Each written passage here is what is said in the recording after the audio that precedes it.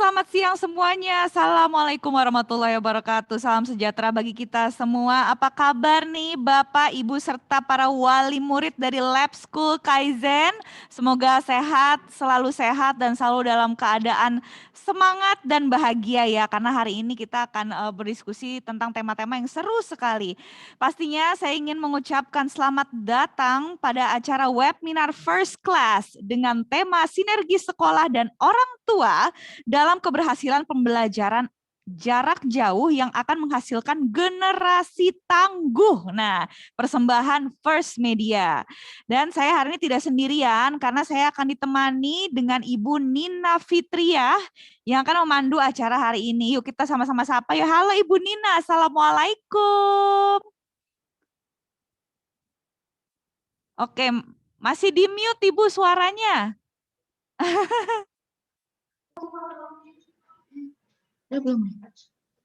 Coba kita tunggu dulu ya. Ibu Nina bisa dinyalakan suaranya, Bu?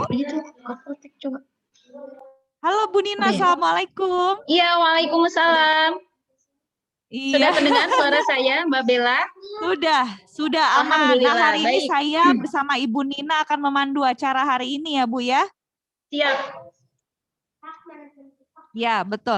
Nah, sebelumnya nih Bu Nina, saya ingin menyapa terlebih dahulu kepada yang terhormat Bapak dan Ibu PT Linknet Tbk First Media, kepada yang terhormat Ibu Ariska Dwi Oktavia, Direktur Operasional SMP Lab School Kaizen, yang terhormat Bapak Hudatullah, Kepala Sekolah SMP dan SMA Lab School Kaizen, pada yang terhormat Rizky Tri Wigih, Kepala Sekolah SD Lab School Kaizen, dan yang terhormat Dr. Rosemini MPSI yang akan menjadi narasumber kita hari ini, serta yang kami hormati Bapak dan Ibu Guru, serta para wali murid dari Lab School Kaizen yang telah hadir pada acara webinar hari ini. Terima kasih atas kesediaan waktunya sudah bergabung bersama kami ya.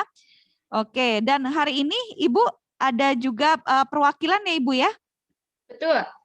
Hari ini nanti akan ada penyampaian kata sambutan dari Direktur Operasional sekolah kami. Seperti itu Mbak Bella. Oke, baik. Ya, langsung saja mungkin Bu ya, sebelum kita memulai acara pada hari ini. Baik. Oke, kita meminta kesediaan dari Ibu Ariska Dwi Oktavia ya Bu ya. Sebentar, barangkali saya mau opening dulu untuk menyapa juga teman-teman serta semua hadirin yang hadir. Silakan. Iya, baik ya. Bismillahirrahmanirrahim. Assalamualaikum warahmatullahi wabarakatuh. Waalaikumsalam warahmatullahi wabarakatuh. Baik, semangat pagi teman-teman. Hari ini kita akan belajar bersama dalam acara talk show yang sangat luar biasa dan tentunya insya Allah banyak sekali ilmu yang akan kita dapat pada pagi hari ini ya. Bismillahirrahmanirrahim. Allahumma sholli ala Sayyidina Muhammad wa ala ali Sayyidina Muhammad hamda syakirin hamdan na'imin hamda yuafi ni'amahu wa yukafi mazidah ya Rabbana lakal hamdu kama yanbaghi li jalali wajhikal karimi wa adimi sultanik Allahumma innaka salamatan fid din wa afiyatan fil jasad wa ziyadatan fil ilmi wa barakatan fil rizqi wa taubatan qoblal maut wa rahmatan indal maut wa maghfiratan ba'dal maut. Allahumma hawwin alaina fi syakaratil maut wan najata minan nar wal afwa indal hisab. Allahumma rabbi shrah li sadri wa yassir li amri wahlul 'uqdatam min lisani yafqahu qawli. Amma ba'du. Yang sama-sama kita hormati Bapak Ketua Yayasan Pendidikan Kaizen, Bapak Dr. Andes Haji Ahmad Apandi MPD. Yang sama-sama kita hormati Direktur Operasional Yayasan Pendidikan Kaizen, Ibu Ariska Dwi Oktavia SIKOM, yang sama-sama kita hormati Kepala Sekolah SD Lab School Kaizen, Ibu Rizky Tri Wigi Sayekti SPDGR, yang sama-sama kita hormati Bapak Kepala Sekolah SMP SMA Lab School Kaizen, Bapak Hudatullah SAG, seluruh Dewan Guru SD SMP SMA Lab School Kaizen, seluruh orang tua, siswa, dan siswi SD, SMP, SMA, Lab School Kaizen, seluruh hadirin, tamu undangan, dan partisipan, dan semoga kita semua di siang hari ini senantiasa ada dalam limpahan rahmat dan kasih sayang dari Allah Subhanahu wa Ta'ala. Amin, amin ya Allah ya Rabbal Alamin. Hadirin yang berbahagia, mengawali acara termaksud, marilah kita buka acara ini dengan sama-sama membaca suratul Al-Fatihah ala hadiniyah wa kulli niyatin salihah. Al-Fatihah. A'udzu billahi minasyaitonir rajim. Bismillahirrahmanirrahim. Alhamdulillahi rabbil alamin. Arrahmanir rahim. Maliki yaumiddin. Iyyaka na'budu wa iyyaka nasta'in. Ihdinas siratal mustaqim. Siratal ladzina an'amta 'alaihim ghairil maghdubi 'alaihim waladdallin. Rabbighfir lana wa liwalidayna. Amin. Hadirin yang berbahagia, alhamdulillah di pagi hari yang berbahagia ini kita bisa bertemu kembali dalam sebuah acara talkshow interaktif dengan tema sinergi sekolah dan orang tua dalam keberhasilan pembelajaran jarak jauh demi menghasilkan generasi yang tangguh. Pandemi hadir di tengah-tengah kita yang sekaligus membawa sebuah perubahan dalam semua sektor tatanan kehidupan kita. Namun di samping itu, pandemi hadir juga menuntut kita memberikan peluang dan kesempatan untuk senantiasa belajar dalam segala hal. Dan salah satunya adalah tantangan pembelajaran di era pandemi saat ini. Ada beberapa tantangan, di antaranya adalah perubahan lingkungan belajar. Dari yang tadinya kegiatan belajar dilakukan di sekolah, saat ini harus dilakukan di rumah peserta didik masing-masing. Dan tentunya ini berdampak pada psikologi peserta didik. Kemudian tantangan yang kedua adalah peran serta aktif dari orang tua atau wali siswa yang harus turut mengikuti perkembangan serta proses pembelajaran jarak jauh ini.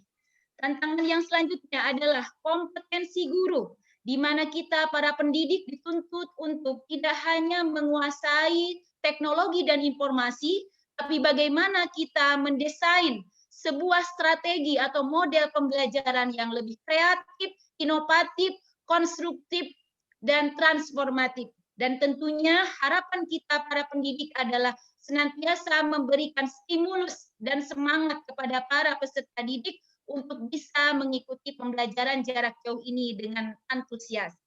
Selanjutnya adalah peran dari perangkat atau fasilitas penunjang sistem PJJ itu sendiri, yaitu yang menuntut siswa dan orang tua untuk menyediakan perangkat elektronik seperti ponsel, kemudian komputer atau laptop, dan tentunya menyediakan kuota internet yang cukup memadai. Dan selanjutnya adalah bagaimana di era pandemi ini kita bisa sekolah terutama menyusun sebuah strategi kurikulum dan tentunya pengaturan durasi waktu yang tepat sehingga tujuan dari pembelajaran ini dapat tersampaikan dengan baik. Hadirin yang berbahagia, rasanya tidak lengkap kalau kami tidak mengundang perwakilan dari sekolah kami tercinta, yaitu Ibu Direktur Operasional Yayasan Pendidikan Kaizen yang terhormat, Ibu Ariska Dwi Oktavia SIKOM. Kepada beliau kami persilahkan. Oke, kita coba panggil bersama-sama ya kepada yang terhormat Ibu Ariska Dwi Oktavia selaku perwakilan dari Lab School Kaizen untuk dapat memberikan kata sambutannya. Waktu dan tempat dipersilahkan. Iya, bismillahirrahmanirrahim. Assalamualaikum warahmatullahi wabarakatuh. Apa suara saya terdengar dengan jelas? Waalaikumsalam warahmatullahi wabarakatuh. Jelas ya. Selamat pagi dan salam sejahtera bagi kita semua, Bapak Ibu, semuanya, para parents, juga tamu undangan. Apa kabar semuanya? Sehat ya? Alhamdulillah sehat semuanya. Mbak Bella sehat, Mbak Bella? Alhamdulillah Ibu sehat, Bu Ariska. Alhamdulillah, semoga kita semua selalu sehat dan juga terjauhkan dari COVID-19 pastinya ya. Amin. Terima kasih. Sebelum kita melanjutkan webinar ini, sekiranya terlebih dahulu marilah kita panjatkan puji syukur kehadirat Allah Subhanahu wa taala yang telah memberikan kita nikmat kesehatan dan juga nikmat berkumpul walaupun secara virtual pada hari ini. Salawat serta salam marilah kita haturkan kepada junjungan Nabi besar Muhammad SAW yang menuntun kita dari zaman kegelapan sampai dengan zaman terang benderang seperti sekarang ini, yaitu diterangi dengan ilmu pengetahuan melalui pendidikan. Seperti pendidikan di lembaga ini yang pastinya akan membawa kita ke syafaat di yaumil akhir nanti. Amin amin ya robbal alamin. Sebelumnya saya juga mengucapkan terima kasih kepada First Media yang sudah memfasilitasi kami pada hari ini dan juga beberapa sekolah lainnya. Dan juga saya mengucapkan terima kasih kepada para parents yang sudah hadir, tamu undangan yang sudah meluangkan waktunya untuk mengikuti webinar ini. Pandemi bukanlah hal yang pastinya mudah untuk kami pihak sekolah untuk merubah sistem belajar. Tahun ajaran ini setidaknya menjadikan kami semakin kuat, istiqomah, serta sabar dalam membina, mendidik, memberikan pengajaran dan juga pelajaran kepada putra-putri tercinta kami yang kelak di kemudian hari menjadikan anak yang berguna bagi nusa dan bangsa. Dengan ini, kami bekerja sama dengan First Media mengadakan webinar yang mengangkat tema sinergi sekolah dan juga orang tua dalam keberhasilan pembelajaran jarak jauh yang akan menghasilkan generasi yang tangguh. Di dalam webinar ini, kita akan sharing bersama, jadi semuanya ayah, bunda, mama, papa, kita akan sharing bersama dengan Mbak Bella, Miss Kiki, Pak Huda, dan juga Bunda Romi yang nantinya yang sudah tidak asing lagi ya. Beliau adalah sosok yang sangat terkenal di dunia psikolog dan juga pendidikan. Nanti kita bersama-sama akan berbincang dan semoga adanya webinar ini kita akan mendapatkan manfaat nantinya, kita akan sama-sama bisa belajar bersama. Dan sepertinya cukup sekian sambutan dari saya. Mohon maaf bila ada salah kata yang kurang berkenan. Sekali lagi saya ucapkan terima kasih kepada para parents dan juga terima kasih kepada para tamu undangan yang sudah mengikuti webinar ini. Sekali lagi terima kasih kepada First Media. Tepuk tangan dong untuk First Media. Tepuk tangan virtual. Betul, tepuk tangan virtual. Tapi saya mau ngasih pantun nih Mbak Bella. Oh, silakan Bu. Boleh ya? Silakan Bu. Boleh banget Bu. Ayo Bu, kita dengerin Bu. Di Bengkulu ada bunga rafflesia. Bunga tumbuh di dalam hutan. Virus corona melanda dunia. Mari kita jaga kesehatan. Salam sehat dari Lab School KIZ. Mantap. Ya, mantap Ibu. Semoga kita bisa berkumpul kembali di sekolah untuk para parents semuanya. Amin, dan akhir kata amin. saya ucapkan wabillahi taufiq wa hidayah. Wassalamualaikum warahmatullahi wabarakatuh. Salam sehat. Salam sehat Ibu. Waalaikumsalam. Terima kasih kepada Ibu Ariska yang sudah memberikan kata sambutan luar biasa sekali. Hanya saya jadi termotivasi untuk membuat pantun juga nanti di sesi akhir ya. Baik, Mbak Bella, sepertinya kita tidak banyak berpanjang kalam lagi, namun sebelum masuk ke talk show interaktif ini secara langsung, saya ingin ngetes dulu semangat hadirin semuanya hari ini ya. Boleh Mbak Bella? Boleh Bu, silakan Bu. Baik, hadirin Bapak Ibu yang dirahmati Allah, para orang tua dan para undangan, sudah siap belajar hari ini? Sudah. Oke, baik. Saya tes ya semangatnya ya. Takbir, Allahu Akbar. Allahu Akbar. Baik, luar biasa ya. Selamat belajar. Dan sekali lagi untuk talk show yang spesial hari ini akan dipandu oleh Mbak Bella Pauji. Sepenuhnya waktu dan kesempatan saya berikan. Terima kasih. Baik, terima kasih juga Ibu Nina Fitria, ini luar biasa, semangatnya jadi nular ke saya Ibu. Nah, ini untuk memulai acara webinar hari ini, sebelumnya mari kita dengarkan juga presentasi dari Bapak Suwanda selaku Regional Head Sales PT Linknet Tbk First Media. Waktu dan tempat dipersilahkan.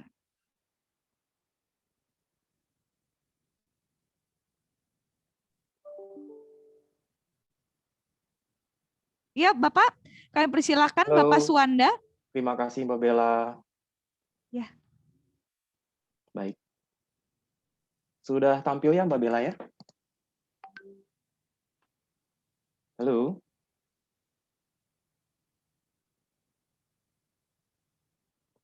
Kalau sudah terdengar Mbak Bella? Iya, Pak. Sudah, Pak. Tampil, Pak. Kita bisa Tampil, mendengar, Pak. Pak. Baik, terima Iya. kasih.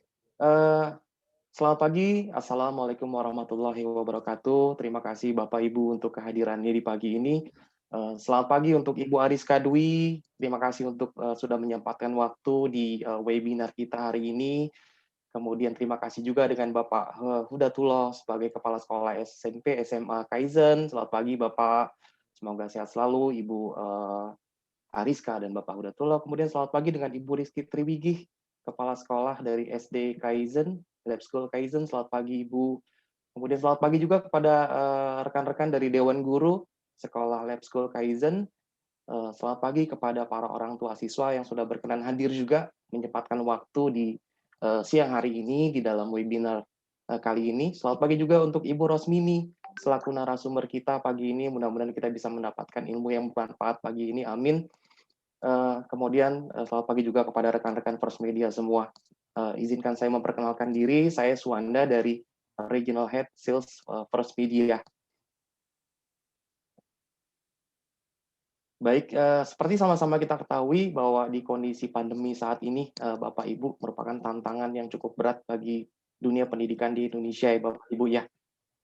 Sejak diberlakukannya PSBB, tantangan pendidikan dan proses pembelajaran yang diterapkan mengalami beberapa tantangan, mengalami beberapa kendala.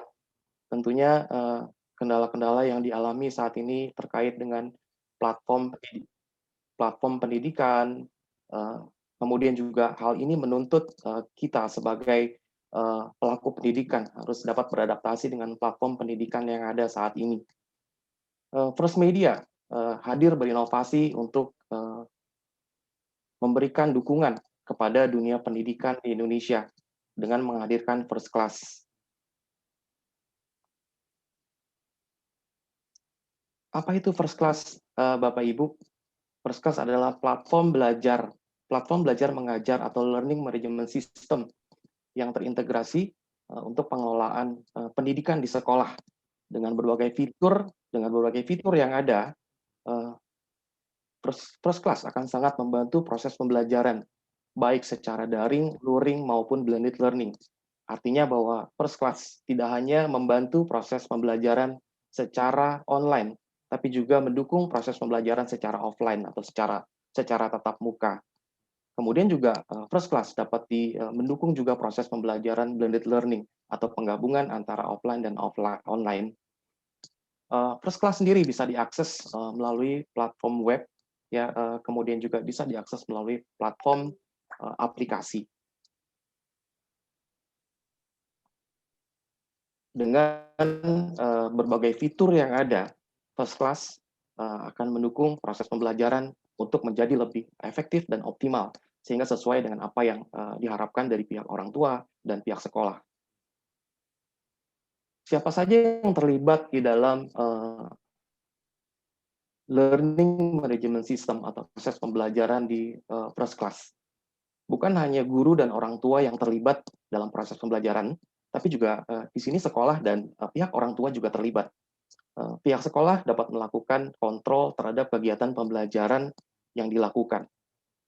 Pihak sekolah dapat mengontrol manajemen sistem atau dapat mengelola database, dapat mengelola akun, terus kemudian juga dapat mengelola rencana pelaksanaan pembelajaran. Artinya pihak sekolah dapat menyusun kurikulum yang disesuaikan atau kurikulum yang direncanakan. Kemudian juga dapat membuat evaluasi materi belajar. Yang terakhir adalah sekolah juga bisa membuat jadwal belajar. Jadwal belajar yang nantinya sebagai acuan dari para guru untuk membuat materi kelas. Kemudian juga guru dan siswa. Di sini guru dan siswa memiliki fitur-fitur seperti kelas online, kursus online, dan ujian online. Ya, di mana dalam fitur-fitur ini diharapkan pihak sekolah dan pihak murid serta guru bisa melakukan proses pembelajaran selayaknya proses pembelajaran secara tatap muka atau secara langsung. Kemudian ada forum diskusi juga. Ini juga untuk memperkuat proses pembelajaran untuk menjadi lebih efektif, sehingga bisa dirasakan seperti halnya pembelajaran langsung.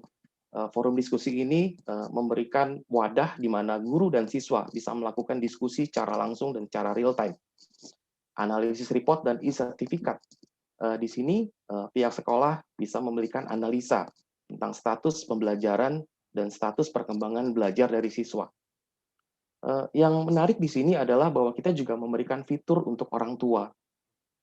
Jadi selain melibatkan pihak sekolah dan pihak guru, First Class juga melibatkan pihak orang tua di dalam memantau proses pembelajaran, di mana orang tua nantinya akan mendapatkan notifikasi tentang hasil pembelajaran dari putra-putrinya, kemudian juga orang tua akan mendapatkan dashboard berisikan hasil evaluasi pembelajaran.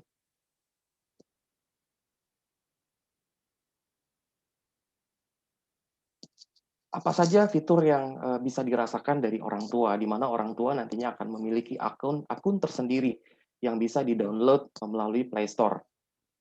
Yang pertama bahwa orang tua bisa melakukan pengawasan yang praktis secara langsung, terus kemudian mendapatkan informasi hasil belajar dengan cepat untuk memantau prestasi perkembangan putra-putrinya, mengetahui kegiatan sekolah secara akurat, dan kemudian juga bisa melihat atau memantau kedisiplinan anak. Yang dimaksud di sini adalah kedisiplinan dalam kehadiran yang mungkin saat ini dirasakan menjadi tantangan bagi orang tua dalam hal motivasi putra-putrinya untuk belajar secara daring. Dan di akun orang tua ini memfasilitasi untuk orang tua dapat melihat secara langsung absen atau kedisiplinan dari putra-putrinya.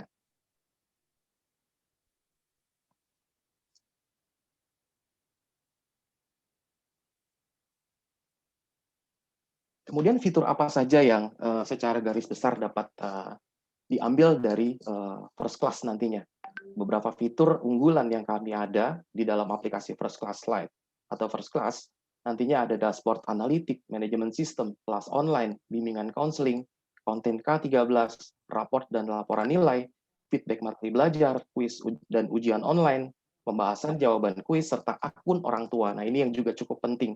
Seperti tadi yang Ibu Nina sampaikan, bahwa kita memang memiliki tantangan ya, terutama di orang tua untuk memantau proses pembelajaran dan motivasi anak. Keunggulan sebagai perbandingan dibandingkan dengan LMS lain yang mungkin dapat kita ketahui adalah dari fitur-fitur yang nantinya dapat diambil dari aplikasi Learning Management System atau proses belajar mengajar First Class. Yang pertama adalah bimbingan counseling, di mana guru dan siswa di sini dapat melakukan komunikasi atau bimbingan. Terus kemudian juga kita menyiapkan konten K13, atau artinya sekolah tidak perlu lagi menyiapkan materi, karena materi sudah kami siapkan dalam bentuk konten yang nanti pihak sekolah tinggal memasukkan atau menambahkan konten ke dalam kelas. Kemudian ada raport dan laporan nilai, yang dimana pihak sekolah atau pihak guru nanti bisa memberikan raport dan penilaian di dalam aplikasi langsung. Kemudian feedback materi belajar yang bisa diberikan kepada guru atau kepada sekolah tentang materi belajar yang diberikan kepada siswa. Kemudian juga akun orang tua. Nah, ini yang juga tadi disampaikan yang menjadi salah satu kendala untuk saat ini bagi orang tua ya, Bapak Ibu ya. Di aplikasi First Class, kita mewadahi aplikasi orang tua di mana orang tua bisa secara langsung terlibat di dalam proses pembelajaran untuk memantau status perkembangan belajar putra-putrinya untuk menjadi efektif dan optimal. Tidak lupa juga untuk membuat proses pembelajaran menjadi efektif dan optimal tentunya perlu didukung oleh koneksi internet yang handal. Gitu. Sehingga kami memiliki program sosial bagi Bapak, Ibu guru dan pihak sekolah sebagai apresiasi kami sebagai apresiasi kami kepada tenaga pendidik bahwa kita memberikan gratis berlangganan sampai dengan 3 bulan ya kepada tenaga pendidik Bapak Ibu untuk memastikan bahwa proses pembelajaran yang saat ini dilakukan dari rumah bisa berjalan dengan baik dengan koneksi yang handal dari First Media. Caranya mudah. Bapak Ibu cukup masuk ke link yang ada di layar saat ini. Kita juga memasukkan link ini ke dalam chat room, sehingga nanti untuk proses registrasi Ibu bisa masuk ke dalam link, kemudian bisa mengisi dokumen, bisa mengisi persyaratan yang cukup mudah persyaratannya, kemudian bisa disubmit ya. Dan untuk Bapak Ibu yang saat ini mungkin belum berlangganan First Media, tidak perlu khawatir. Program ini sifatnya untuk pelanggan First Media aktif, tapi kita kasih memiliki waktu sampai dengan 31 Maret bagi ibu, bapak, pihak sekolah yang belum berlangganan First Media, ada kesempatan sampai dengan tanggal 31 Maret untuk berlangganan. Kemudian bisa memanfaatkan program ini kepada rekan guru dan dari pihak sekolah. Tidak lupa juga untuk orang tua, tentunya untuk koneksi di rumah juga perlu didukung oleh koneksi yang handal. Sehingga di rumah bagi siswa juga diperlukan koneksi internet yang handal, yang stabil. Di sini juga kami memberikan program untuk orang tua ya, untuk Bapak Ibu, di mana kami memberikan diskon 15% untuk orang tua, terus kemudian juga kami memberikan cashback, promo cashback sampai dengan 420.000 nilainya. Kami memberikan speed upgrade atau speed tambahan. Kemudian kami juga memberikan layanan free 3 bulan seluruh channel ya untuk program orang tua. Tidak lupa juga kami memberikan voucher 50.000 ya, voucher Tokopedia senilai 50.000 bagi orang tua yang akan mendaftar untuk program ini. Dipersilahkan untuk masuk ke link yang mungkin saat ini terlihat, dan kita juga akan siapkan link juga di dalam sesi di dalam field chat room ya Bapak Ibu. Di sini juga tampil nomor telepon yang jika Ibu memerlukan informasi sebelum masuk ke dalam link, bisa menghubungi nomor telepon yang tertera di sini. Terima kasih Bapak Ibu semua. Mudah-mudahan webinar kali ini bisa memberikan manfaat dan bisa mendukung efektivitas dan optimalisasi proses pembelajaran dan pendidikan di Indonesia, terutama untuk di sekolah Lab School Kaizen. Sampai jumpa dan sampai ketemu lagi di webinar selanjutnya di 2021. Baik, First terima Media. kasih Bapak. Terima kasih. Wassalamualaikum warahmatullahi wabarakatuh. Waalaikumsalam warahmatullahi wabarakatuh. Terima kasih Bapak Suwanda atas kata sambutannya. Nah, untuk acara selanjutnya saya mau bertanya lagi nih kepada Ibu Nina Fitriah. Bu Nina, setelah ini kita ada apa Bu Nina? Partner saya nih. Assalamualaikum Bu Nina. Aduh, Bu Nina. Mungkin Bu Nina lagi break makan. Assalamualaikum Mbak, saya sudah hadir lagi. Iya, Bu Nina. Iya, Kangen nggak sama saya, Bu? Siap. Baik, selanjutnya. Habis ini kita acaranya apa, Bu? Habis ini kita akan masuk kepada acara inti Mbak Bella, yaitu talkshow interaktif beserta Bunda Romi ya. Dan untuk memandu talkshow ini, saya berikan waktu dan kesempatan sepenuhnya kepada Mbak Bella. Selamat bertugas. Ya. Terima kasih, Bu.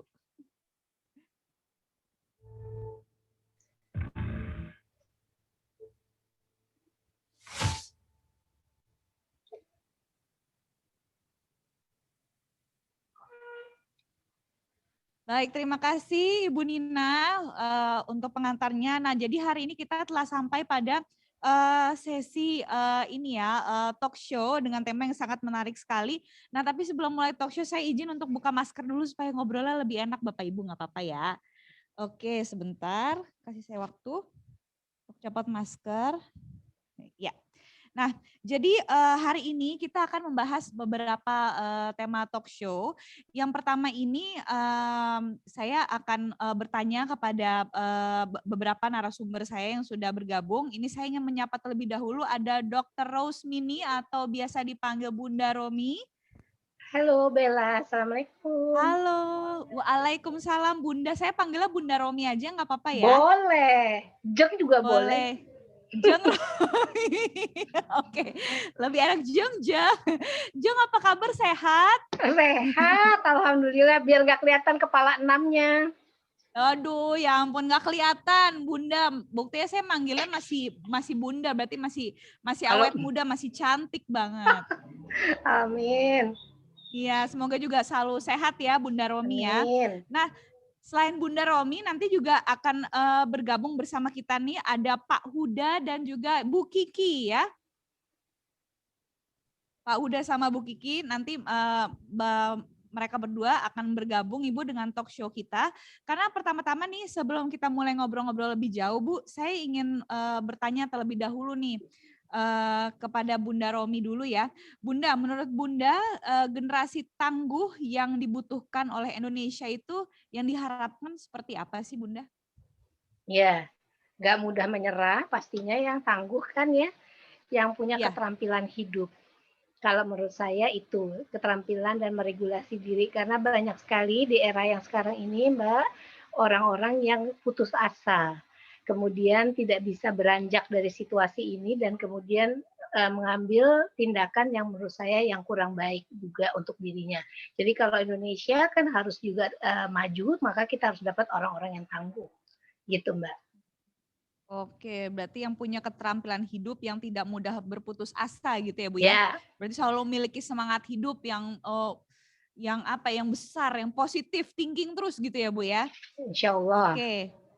Oke, insya Allah. Nah, lantas sih saya mau cek dulu nih untuk Pak Huda dan Ibu Kiki sudah bergabung bersama kami atau belum? Sebentar ya, Bunda Romi ya. Yeah. Sudah, Mbak Bella. Oke, nah iya oke mungkin saya akan bertanya kepada Pak Huda terlebih dahulu. Ya. Menurut Pak Huda, generasi tangguh yang diharapkan, yang dibutuhkan oleh Indonesia itu yang seperti apa Pak? Yang pertama, sesuai dengan amanat undang-undang ya bahwa pendidikan di Indonesia itu tujuannya adalah untuk menjadikan manusia yang bermartabat. Jadi yang pertama harus iman, yang kedua disiplin, yang ketiga menguasai IT, dan yang keempat harus mempunyai kecakapan hidup. Nah, ini sudah digambarkan ketika saya pada tahun 2013 itu mengikuti berbagai bintek dari kurikulum 2013, itu sering banget disampaikan kepada beberapa narasumber bahwa tahun 2045 Indonesia itu akan menjadi negara yang maju ketiga dunia, katanya. Makanya untuk generasi sekarang yang kelas 3 SMP atau kelas 9 itu, pembelajarannya dengan kurikulum 2013 itu harus menguasai IT. Jadi kalau sekarang anak-anak kita kelas 3 SMP menguasai IT, berarti 25 tahun yang akan datang kan umurnya 40. Nah, itulah sudah siap untuk memimpin Indonesia. Mungkin kira-kira itu. Terima kasih. Oke, baik Pak Huda, jawabannya cukup ngena ya. Jadi untuk apa ya, supaya mempersiapkan Indonesia menjadi negara maju yang ketiga di dunia gitu ya Pak ya. Jadi kita harus mempersiapkan manusia-manusia yang bermartabat. Kurang lebih seperti itu ya Pak Huda ya. Siap. Oke, lantas bagaimana nih dengan jawabannya Ibu Kiki? Masih dengan pertanyaan yang sama Ibu, generasi tangguh yang diharapkan, yang dibutuhkan oleh Indonesia itu yang seperti apa? Silakan Bu Kiki. Baik, terima kasih Mbak Bella untuk kesempatannya. Suara saya terdengar? Generasi tangguh yang diharapkan, yang dibutuhkan oleh Indonesia seperti apa? Dengar Mbak Bella? Ya. Suara saya terdengar? Kedengeran Ya. Bu. Baik, terima kasih untuk kesempatannya. Sama seperti Pak Huda dan Bunda Romi mungkin merangkum begini. Generasi tangguh untuk Indonesia yang akan datang, yang betul kita akan diprediksi menjadi negara besar dengan menjawab segala tantangan perkembangan zaman yang kita saat ini dihadapkan pada satu revolusi industri saat ini 4.0 yang nanti akan kita menyongsong 5.0 dengan segala kemajuan di segala aspek bidang. Mungkin generasi tangguh yang dibutuhkan Indonesia saat ini adalah menjawab empat keterampilan yang harus dimiliki siswa kita atau kecakapan abad 21. Yang pertama critical thinking, kreativitas, komunikasi, dan kolaborasi. Jadi dengan menguasai empat keterampilan itu, insya Allah kita bisa melahirkan generasi-generasi tangguh untuk mengelola negara kita yang kaya akan sumber daya alam, dan tentunya insya Allah akan terlahir sumber daya manusia yang tangguh untuk memajukan negara kita. Mungkin itu Mbak Bella, generasi tangguh menurut saya. Terima kasih. Baik, mantap sekali jawabannya Bu Kiki. Itu dia tadi ya tanggapan dari Pak Huda, Ibu Kiki, dan juga Bunda Romi mengenai generasi tangguh yang diharapkan itu seperti apa. Nah, pastinya untuk mewujudkan sebuah generasi tangguh itu bukan merupakan tugas yang gampang ya. Ini merupakan tantangan bagi kita semua bangsa Indonesia untuk mempersiapkan generasi penerus kita yang tangguh, yang bisa bersaing gitu di tengah dunia persaingan global ke depannya begitu. Nah, dalam rangka mewujudkan sebuah generasi tangguh, pastinya dalam prosesnya gitu ya dibutuhkan sinergi yang baik antara sekolah dengan orang tua murid gitu dalam keberhasilan pembelajaran jarak jauh yang akan menghasilkan supaya ke depannya bisa menghasilkan generasi tangguh. Tapi kan melihat situasi sekarang ini di mana mungkin sekolah itu tidak bisa kegiatan belajar mengajar seperti dulu gitu ya, di mana kita datang ke kelas, kemudian guru mengajar, masih banyak kegiatan belajar mengajar yang dilakukan secara online atau secara jarak jauh seperti yang kita lakukan sekarang ini.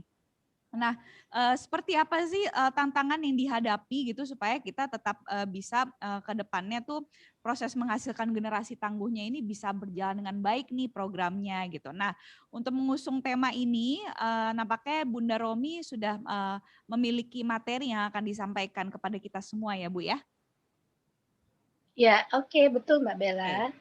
Ya baik, untuk itu kami persilakan Bunda Romi untuk menyampaikan materi terkait tema kita hari ini yaitu sinergi sekolah dan orang tua dalam keberhasilan pembelajaran jarak jauh yang akan menghasilkan generasi tangguh. Silakan Bunda Romi. Terima kasih Bella. Ini saya bisa izin share screen?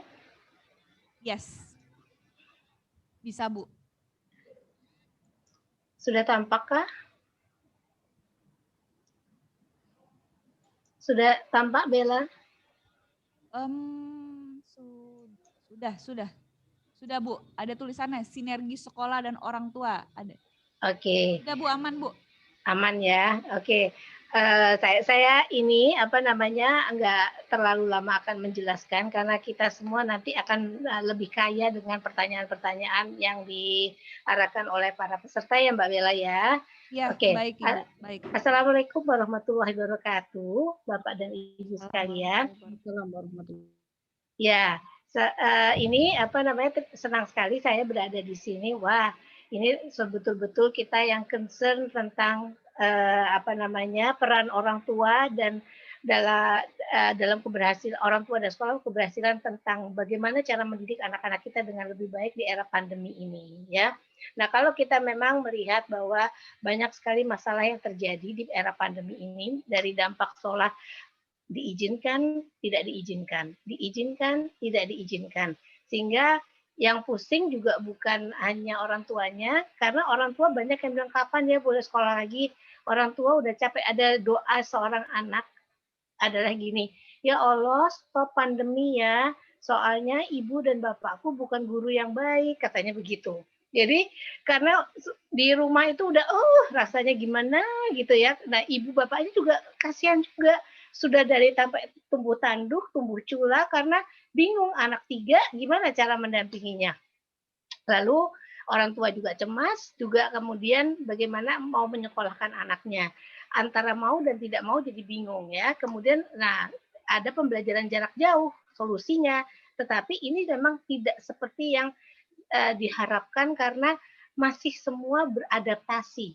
Kita ini mengalami sesuatu subhanallah, ini Allah memberikan kepada kita lockdown tiba-tiba sehingga kita belajar untuk kemudian menyesuaikan diri dengan situasi seperti ini.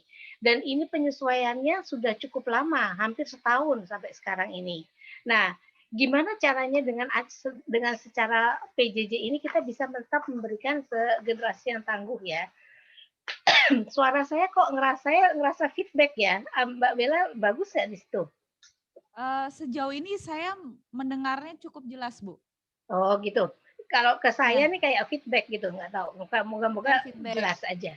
Nah, Jelas, jadi Bu, jelas. apa yang berubah dengan sistem online dan pembelajaran adalah pendidik perlu menyesuaikan model pembelajaran. Ini nggak hanya tingkat TK, SD, SMP, SMA, sampai di perkuliahan. Saya ngajar di UI dari tahun 84, tapi ternyata sekarang lebih heboh. Karena apa? Karena kita mesti menyesuaikan. Waktu kemarin menyesuaikan harus bikin namanya BRP, bahan rancangan pendidikan untuk mahasiswa itu untuk online. Sekarang bauran namanya, jadi blended learning. Jadi memang kita penyesuaiannya harus cepat dan pemahaman kita tentang apa yang namanya teknologi yang tadinya bisa agak sedikit lambat jalannya, ini sekarang harus betul-betul dengan kecepatan yang tinggi, karena kalau tidak dipahami kita tidak bisa memberikan sesuatu yang terbaik untuk anak didik kita juga dan anak-anak kita. Nah, siswa minim arahan dan bimbingan selama kita melakukan PJJ. Kenapa? Anaknya on screen, tetapi yang dibuka hal yang berbeda, bisa banget. Mukanya ada, tetapi dia ngerjain sesuatu yang berbeda, main game atau apa. Makanya perlu pendampingan. Lalu misalnya kadang-kadang lebih heboh lagi, videonya nggak dibuka, ditutup. Nah, itu bisa kemana? Anaknya bisa tidur, bisa kemana-mana aja. Jadi kita nggak bisa juga mengawasi. Siswa sekarang intens dengan teknologi. Waktu dulu kita diajarkan oleh orang kepada kita adalah orang tua harus jaga jangan sampai anak kecanduan gadget dan sebagainya. Lah sekarang alhamdulillah anaknya di-provide dengan teknologi yang seperti itu. Jadi harus ada sesuatu yang membantu kita untuk bisa mengerem agar anak tidak kemana-mana. Kemarin itu ada seorang ibu datang ke saya jadi pasien, nangis karena anaknya yang kelas 5 SD berteman dengan anak-anak dari luar negeri, ada 3, 1 dari Belanda, 1 Jerman, 1 Inggris. Tapi dia nggak tahu bahwa anak yang dia jadi temannya itu adalah anak-anak yang memiliki kelainan seksual. Sehingga diajarkan tentang homoseksual kepada anak kelas 5 SD ini. Apa yang terjadi adalah anak ini kemudian membuka situs-situs untuk keadaan seperti itu. Dan ibu mulai curiga karena begitu melihat status anaknya. Jadi kadang-kadang ada juga ibu ini sudah segitu canggihnya bisa mendetek di handphonenya, sudah link ke ibunya situs apa yang dibuka, tetapi dia pakai platform yang berbeda sehingga itu ibunya kecolongan. Nah, jadi ini siswa sudah lebih canggih teknologinya daripada si ibu dan si bapak dan si ibu guru dan bapak guru. Orang tua harus bisa mendampingi, tapi bagaimana cara mendampinginya agar betul-betul bisa membantu anak untuk bisa mendapatkan sesuatu yang positif. Nah, apa yang kondisi ini menuntut apa? Ada sinergi antara sekolah, orang tua dan siswa. Sebetulnya yang kita harapkan adalah dilakukan oleh kita pendidik dan orang tua adalah ini, untuk bisa mengatasi bahwa PJJ ini bisa membuat orang jadi tangguh. Kenali kebutuhan anak, kemampuan dari anak dan orang tua dan juga pendidik. The first thing adalah kita tahu anak. Anak kalau saya tanya sama orang tua kadang-kadang tahu hanya perifernya aja. Anak saya laki perempuan umurnya sekian, berat badannya sekian, makanan kesukaannya ini. Tapi tidak pernah tahu kadang-kadang mengenai anak secara mendalam. Guru juga harus hati-hati. Kadang-kadang guru hanya tahu nomor absen, bukan nama anak, kedalaman tentang anak. Apa yang dirasakan anak ini, modelnya apa, sifatnya apa. Karena muridnya banyak kan. Lalu kenali media belajar yang digunakan. Ini penting sekali media belajar, kita harus tahu. Nanti positif, negatif media belajar harus kita tahu. Lalu lakukan koordinasi antara sekolah dengan orang tua. Lalu kemudian berikutnya bekali orang tua dan pendidik dengan kemampuan yang dibutuhkan. 4 hal ini memang harus kita berikan dan kita pakai sendiri sebagai pendidik dan pengajar. Nah, satu-satu ya, kita kenali dulu kebutuhan anak dan kemampuan pendidik orang tua. Setiap tahun usia itu ada beda-beda tahap perkembangannya. Usia balita beda dengan usia nanti SD kecil, SD besar, SMP, SMA, itu beda-beda. Sehingga cara penyampaian, cara bicara kita pun harus disesuaikan dengan usianya. lalu mendengar keinginan, kebiasaan dan kelebihan apa yang kita anak punya atau orang kita juga harus mengenali dan kelebihan dan kekurangan kita juga. Jadi ini sebetulnya pemahaman diri. Kalau saya di ilmu saya psikologi, untuk bisa percaya diri, the first thing we have to do adalah tahu tentang konsep diri. Konsep diri adalah kemampuan orang untuk menilai dirinya, kelebihannya, kekurangannya. Lalu setelah itu self-evaluation. Self-evaluation-nya apa? Self-esteem. Self-esteem itu harga diri. Kalau misalnya saya punya kelebihan, Romi cerewet, Romi ini, ada lagi juga saya mengatakan, Romi itu orangnya pengen cepat-cepat, apa gitu. Nah, pada waktu saya bilang Romi ingin cepat-cepat, saya mengevaluasi itu sebagai sesuatu yang besar atau yang kecil dalam diri saya. Kalau besar, mungkin itu kemudian nilainya apa bagi saya? Misalnya nilainya positif. Tapi kalau itu negatif, maka satu diri orang ini akan banyak nilai negatifnya, maka kemungkinan untuk percaya diri makin berkurang karena self-esteem-nya yang rendah. Lalu kemudian kita harus tahu setelah itu kenali media belajarnya tadi yang kedua. Pahami tentang penggunaannya dan sebagainya. Dengan adanya juga yang kita sekarang ada First Media mengeluarkan satu platform baru, itu juga akan menarik untuk kemudian dipelajari. Sampaikan do dan don'ts-nya dari setiap platform. Berikutnya, koordinasi sekolah dengan orang tua. Tadi sebelum ini saya baru webinar di suatu sekolah. Enggak ada koordinasi mengakibatkan susah untuk kemudian orang tua tahu apa yang akan diberikan oleh oleh sekolah. Sementara anaknya di rumah, ini kebetulan anaknya SD, itu lebih banyak tidurnya di depan Zoom-nya atau sedang Google Meet atau apanya itu dia lebih banyak tidurnya. Saya bilang kita harus tahu sama-sama tahu walaupun kita orang tua bekerja, pantau pencapaian belajar anak dan siswa. Tapi kalau tadi dengan ada First Media punya First Class itu kemungkinan pemantauan bisa langsung kita ngecek. Kalau saya di UI ada yang namanya Siak NG. Kalau dia nggak punya akunnya, si orang tua dia nggak bisa buka. Tapi kalau mungkin kita punya akunnya kita bisa buka untuk melihat perkembangan anak kita di UI itu. Sampaikan kendala yang dihadapi dalam mendidik dan mendampingi anak dan siswa. Jadi kita bilang pada waktu dengan sekolah, saya di rumah menghadapi ini anak saya, sekolah menghadapinya seperti apa. Kalau sama-sama merasa itu menjadi masalah, itu harus ada solutionnya, yaitu kita tadi bisa konseling, bisa apa. Nah mungkin di First Media juga sudah ada tuh cara untuk berkonseling dan sebagainya. Nah berikutnya setelah kita tahu tentang platform yang kita pakai atau apa yang kita berikan, lalu kenali media belajar, lakukan koordinasi. Satu lagi adalah bekali orang tua pendidik dengan kemampuan yang dibutuhkan. Jadi apa? Ini 3 hal yang tadi saya bilang. Tadi juga sudah diungkapkan, keterampilan hidup atau life skill, self-regulated learning, dan blended learning. Apa sih itu? Ini. Life skill itu keterampilan hidup, pengetahuan yang luas yang kita bisa pakai untuk bisa menjalankan kehidupan kita menjadi lebih mandiri. Jadi, banyak sekali orang yang mengeluh tentang masa pandemi ini. Kalau saya selalu mengatakannya itu artinya Anda jalan di tempat. Kalau Anda mengeluh, there's no solution. Tidak ada solusi. Anak mengeluh, orang tua mengeluh, semua mengeluh. Guru pun mengeluh. Kenapa? Karena ini tiba-tiba sekonyong-konyong. Tapi kalau kita punya keterampilan hidup, maka kita akan mengorganisir diri kita untuk bisa melewati masa sulit itu. Nah, life skill itu di era new normal ini memang ada 7 virtue, ada 7 hal, yaitu fokus dan kontrol diri. Ini antara guru, orang tua, dan siswa tiga-tiganya harus ada tentang fokus dan kontrol diri. Artinya ajarkan ke anak-anak maupun diri kita sendiri bikin target, bikin planning organisasinya dalam hal untuk mencapai target itu seperti apa, itu kita ajarkan kepada anak. Kenapa?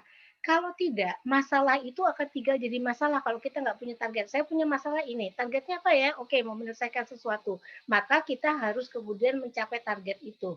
Nah, kalau tidak bisa, artinya kita akan jalan di tempat yang tadi saya katakan.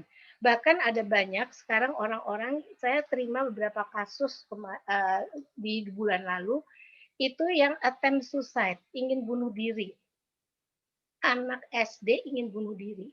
Karena nggak sanggup menyelesaikan pelajaran yang diberikan oleh sekolah dan ibunya menuntut anaknya juga untuk mengerjakan urusan domestik di rumah. Jadi orang yang punya life skill berharap saya tidak akan mudah untuk attempt suicide dan sebagainya. Kenapa?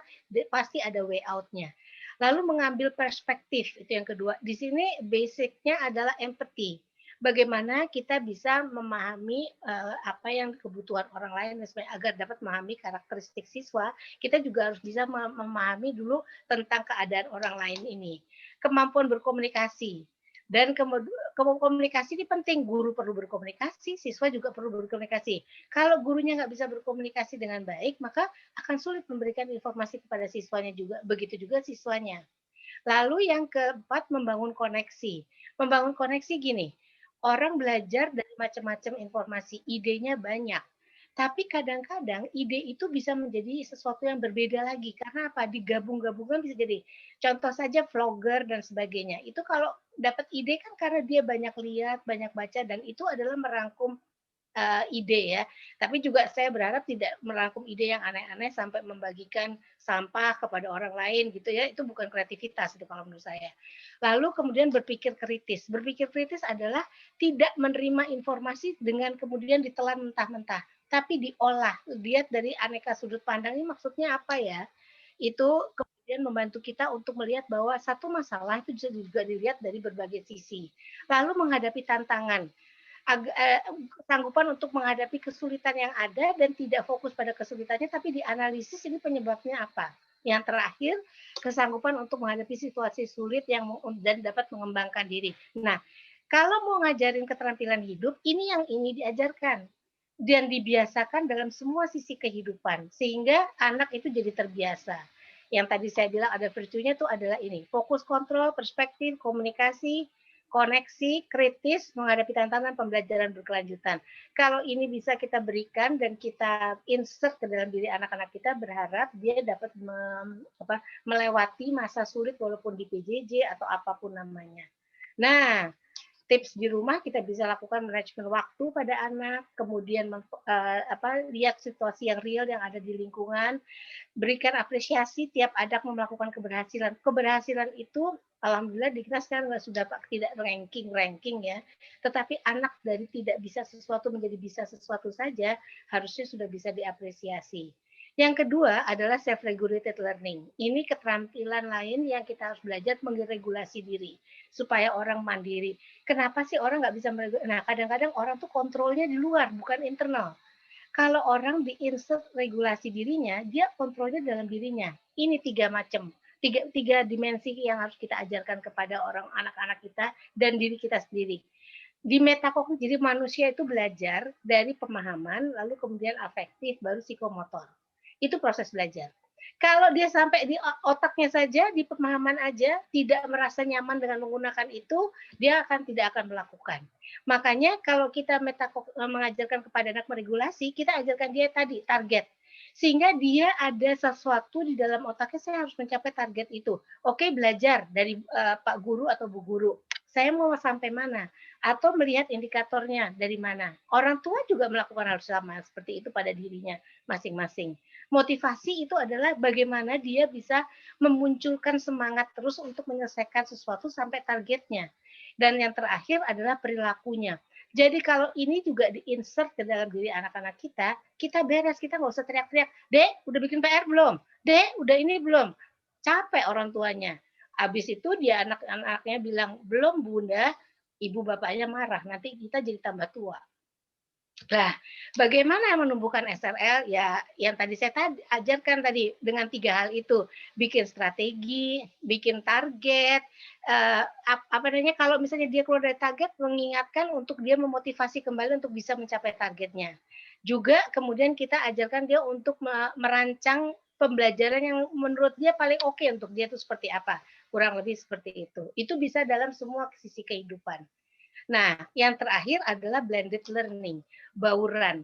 Blended learning ini sesuatu yang dulu belum terlalu kita kenal, sekarang diharuskan nantinya.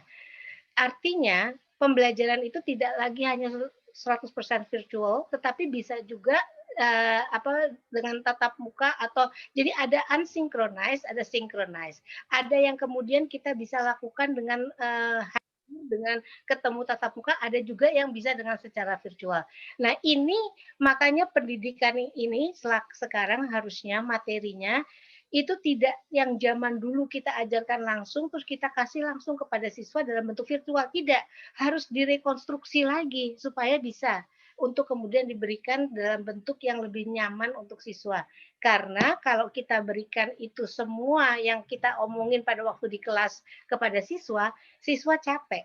Durasi orang untuk tetap ada di screen itu sangat terbatas. Bahkan saya di UI, kalau S1 paling maksimal 45 menit harusnya. Dan nanti lainnya asinkronis, masuk ke dalam platform tertentu, masuk ke sana untuk diperiksa hasilnya dan sebagainya. Dan itu memungkinkan sekali. Makanya by project. By project itu artinya membuat guru juga ngasih project, tetapi memang kalau yang by project, evaluation-nya itu harus hati-hati. Karena harus jelas indikatornya, yang mau dilihat apa. Sehingga di depan itu juga pembelajarannya dikasihnya dengan secara rinci.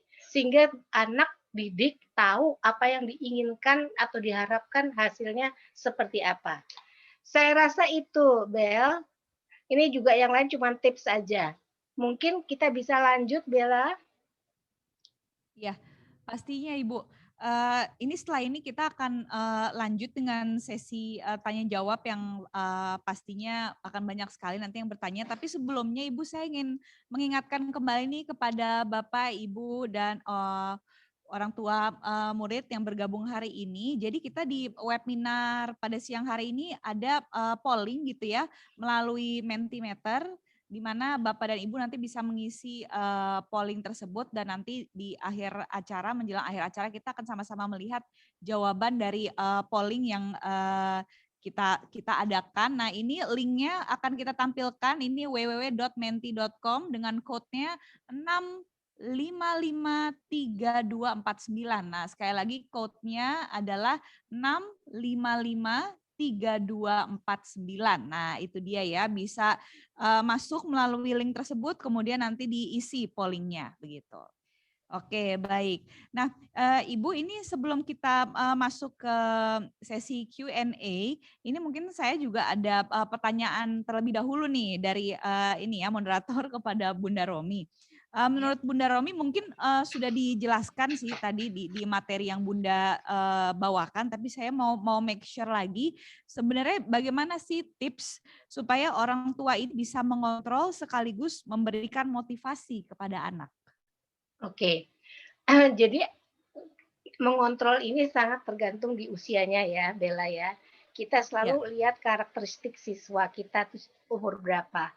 Biasanya kalau misalnya anak-anak yang lebih kecil, TK, SD kelas 1, 2, 3, itu makanya masih sangat ketergantungan dengan orang tuanya besar ya.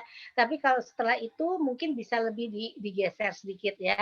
Tapi gimana caranya kita membuat anak-anak itu melakukan segala sesuatu secara maksimal. Itu utamakan adalah jangan selalu jadi polisi di luar. Tetapi kemudian yang tadi saya bilang, supaya dia memahami, dia belajar untuk dirinya, bukan untuk orang lain. Belajar itu bukan untuk dapat nilai semata, tetapi belajar itu untuk dia bisa lebih paham dan bisa untuk dipakai dalam kehidupannya. Jadi pemahaman ini akan sangat membantu anak untuk dia melihat bahwa saya harus melakukan itu demi saya. Sehingga kita juga nggak repot lagi nanti ngejar-ngejar dia bikin PR gitu ya, teriak-teriak gitu. Karena dia sudah punya target dalam hidupnya, dan ini luar biasanya ada penelitiannya menunjukkan bahwa anak-anak yang bisa membuat target dalam hidup dirinya itu kedepannya tuh pasti selalu punya planning, tahu apa yang mau dia lakukan. Saya lihat ini banyak sekali anak udah mau masuk kuliah, Bella, nggak tahu apa dia mau masuk kuliah yang mana, nggak ngerti karena dia tunggu amanah dari ibu bapaknya, suruh kemana dia gitu. Padahal numpang tanya yang menjalankan hidup tuh siapa gitu ya. Nanti kalau di tengah jalan dia tidak suka bagaimana gitu ya. Karena anak tidak dibiasakan untuk menganalisis dirinya dan membuat target untuk dirinya. Gitu, Bel. Iya, betul. Dan lagi kalau kita belajar sesuatu juga kita harus merasakan apa sih manfaat dari mempelajari ilmu tersebut gitu ya Bu ya. Jadi kita juga harus merasa ada kebutuhan untuk belajar gitu dan merasakan manfaatnya juga pastinya. Oke, baik. Nah, Bunda Romi, ini materi sudah Ibu sampaikan semua atau masih ada yang... Sudah Bel? Bella? Halo? Sampaikan? Sudah Bella?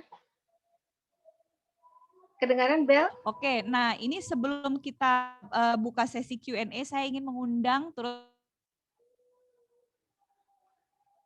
bersama kita. Iya, ini sudah ada Pak Huda dan juga Ibu Kiki. Oke, iya. Nah, dari Pak Huda dan juga Ibu Kiki, ada tanggapan dari materi yang disampaikan oleh Bunda Romi sebelum kita masuk ke sesi Q&A? Iya, baik. Terima kasih Mbak Bella. Mungkin terima kasih juga Bunda, banyak sekali ini ilmunya memang udah sangat relate sekali dengan keadaan hari ini. Cuma begini Bunda, kami mau sharing dari sisi kami kan karena SD, jadi betul SD itu semua yang menyiapkan itu orang tua Bunda, mulai dari piranti untuk belajar dan sebagainya, menyiapkan moodnya dan sebagainya. Cuma dan alhamdulillah sekolah kami itu setiap 1 pekan sekali dalam kurikulum kami masukkan life skill untuk anak-anak. Jadi tidak melulu pembelajaran dari yang sudah ditetapkan dinas, tapi kami juga ambil untuk life skill, misalnya membantu orang tua. Jadi tidak terlalu sering untuk di depan gadget atau jadi berkegiatan lah dengan orang tua, entah itu membantu mencuci piring atau dan sebagainya, hal-hal sederhana dalam kehidupan sehari-hari. Cuma mungkin ada beberapa kendala Bunda, ini sudah kami sampaikan ke orang tua. Cuma ada beberapa memang yang menuntut masalah nilai. Bagaimana ini mengukur ini semua? Jadi paradigmanya belum bisa bergeser, ini masih memandang semua apa yang dilakukan anak-anak itu nilainya berapa, 80kah, 90kah, 70kah. Padahal ini sudah harus kita sadari bersama bahwa saat ini yang dinilai bukan lagi angka, melainkan satu perubahan perilaku, kemampuan anak-anak untuk menjalani hari-hari dan sebagainya. Terus mohon tipsnya Bunda untuk tetap menjaga mental health kita sebagai guru dan orang tua untuk tetap tidak sepaneng ya, karena benar sekali curhatan itu untuk ini kapan masuknya, saya sudah stres ini Miss, anak-anak gini dan sebagainya. Bahkan ada yang tolong materinya dirangkumkan supaya nanti saya mengajarkan kembali ke anak-anak. Cuma padahal dari sekolah itu yang kami untuk ajak orang tua kerjasama adalah untuk menyiapkan anak-anak belajar. Untuk masalah konten dan sebagainya, insya Allah semua di take over sekolah, dan memang kami tidak ada sebetulnya tuntutan untuk harus menyelesaikan materi begini-begini, karena kita tahu situasi seperti ini. Yang penting perubahan anak dari yang mungkin tadinya belum baik, misalkan pada dasarnya setiap anak cuma ada yang belum bisa begini, sudah bisa begitu, itu sudah harusnya memang betul ya. Mungkin itu saja Bunda, mohon dibagi tipsnya untuk tetap menjaga mental health kita sebagai orang tua dan siswa ini. Terima kasih. Terima kasih juga Mbak Bella. Terima kasih Bu. Bunda Romi mungkin bisa langsung dijawab. Iya. Wah, pertanyaannya menarik sekali Bu. Jadi memang bagus kalau sudah ada life skill. Saya tambahkan saja Bu, life skill kalau bisa dilakukan dalam semua sisi kehidupan. Karena kalau diberikan hanya dengan mata pelajaran dan sebagainya, itu kurang tertanam. Saya kasih contoh ya Bu, saya lihat ada anak 5 tahun, baru masuk ke suatu sekolah. Kebetulan dia tidak ditemenin oleh teman-temannya. Mohon maaf, kedengaran nggak ya saya? Kedengaran. Ya, lalu dia tidak ditemani oleh teman-temannya karena dia anak baru. Hari kedua masih sama. Harusnya anak ini tingkah laku anak 5 tahun adalah nangis atau kemudian ngadu atau lapor ke bu guru. Yang dilakukan anak ini itu indah sekali. Jadi dia punya life skill Bu. Jadi dia mungkin lihat nih, masalah saya adalah teman-teman nggak kenal saya. Sehingga apa yang dia lakukan, life skill-nya dia menganalisis itu. Terus bagaimana dia berpikir bagaimana caranya target dia supaya teman mau kenal sama dia. Apa yang dia minta dari bu guru bukan mengadu, tetapi dia minta kertas origami, lalu dia bikin di tangannya seperti kayak kantong-kantong, lalu dia gini ke temennya, kamu mau nggak aku ajarin bikin gini. Itu dia mencoba membantu melihat masalah itu agar bisa terselesaikan, bahwa teman nggak kenal sama dia. Tapi dia komunikasikan. Jadi di dalam life skill tadi kan ada komunikasi. Halo, kedengaran ya Bu? Ya. Nah, ada komunikasi. Lalu kemudian bisa melihat situasi tantangan ini menjadi sesuatu yang tidak merapuhkan dia, tapi menguatkan dia untuk berupaya lebih. Dalam waktu 3 hari dia ada di situ, temannya udah banyak sekali. That's a life skill. Life skill itu bukan hanya saya bantuin ibu saya atau apa. Life skill bukan mengerjakan pekerjaan yang ada sehari-hari, tapi pola berpikir untuk bisa kemudian melihat suatu masalah, mencari jalan keluarnya dengan target yang dia buat sendiri. Nah, itu bagus banget Bu, Ibu sudah melakukan itu. Dan memang orang tua itu suka sekali dengan angka. Padahal penelitian mahasiswa saya S2, Bu, mengatakan gini, orang yang berhasil di masyarakat dari penelitian dia, tidak ada yang karena rankingnya nomor 1 ataupun matematikanya nomor 1. Subhanallah, yang ada adalah interpersonal intelligence-nya yang tinggi. Kemampuan hubungan antar manusia. Jadi, ini dia meneliti orang-orang yang berhasil di masyarakat. Dan ternyata yang kesamaannya itu cuma itu. And then itu memang sulit kita, hampir jarang kita sentuh di dalam kehidupan kita sebagai pendidik maupun kita di rumah. Kita berharap anak itu tumbuh begitu saja dan langsung mempunyai kemampuan interpersonal. Padahal itu harus distimulasi. Nah, dan Ibu betul, orang tua terobsesi dengan angka. Kenapa? Karena kita dari zaman dulu dibiasakan untuk kuantitatif, angka. Dengar angka udah marah. Padahal maksimalnya misalnya 6, coba mau gimana. Maksimal 6 kalau didapat 5 kan bagus artinya. Ya, tapi ini kita sudah terpengaruh dengan yang namanya angka ini gitu. Makanya kita ajarkan kepada orang tua yang lebih baik adalah paham. Yang tadi saya bilang di regulasi diri, metakognisinya itu harus jalan. Orang kalau cuma sekedar paham tapi tidak bisa praktek dalam kehidupan sehari-hari, itu belum termasuk regulasi dirinya bagus. Artinya kita mengajarkan kepada tua juga untuk berkiblat tidak hanya pada angka, tapi pemahaman anak untuk bisa survive di masyarakat. Gitu Ibu. Memang harus sering diingetin orang tua gitu. Karena sudah terbiasa dengan angka berpuluh-puluh tahun. Waktu dia kecil aja dia hidup dengan angka-angka itu. Jadi kan nggak salah kalau dia kemudian terobsesi ya Bu ya gitu. Iya. Gitu ya Bu. Ya, terima kasih Bunda. Baik, terima kasih pertanyaannya Bu Kiki. Untuk Pak Huda, ada yang mau disampaikan juga atau mungkin di hold dulu karena kita masih ada sesi kedua bersama Bunda Romi. Gimana Pak? Terserah Mbak Bella bagaimana. Kalau langsung boleh, boleh. Siap. Mungkin kita langsung saja ke sesi selanjutnya ya, karena ini sebenarnya Bunda Romi juga masih ada materi yang mau disampaikan ya Ibu ya. Terkait ada sih, tips Mbak, udah bagaimana... habis, Sudah habis? Materinya sudah habis. Oh, materinya sudah habis. Iya. Oke, kalau misalnya materinya sudah habis, mungkin sekarang langsung saja kita lempar ke sesi tanya jawab. Oke, mari kita lihat dulu. Nah, ini ada dari Ilham. Pertanyaannya nih Bu, bagaimana jika kita sebagai orang tua sudah mendukung kemauan anak atau hobi si anak? Nah, tapi si anak tiba-tiba lesu terkait pilihannya tersebut atau mungkin sampai malas. Apa yang mesti dilakukan oleh orang tua? Nah, silakan Bunda Romi. Ya, interest, minat itu sangat dipengaruhi oleh lingkungan. Itu teorinya. Jadi interest orang kalau zaman dulu komputer baru masuk ke Indonesia, semua ingin jadi ahli komputer. Ini data statistik ya.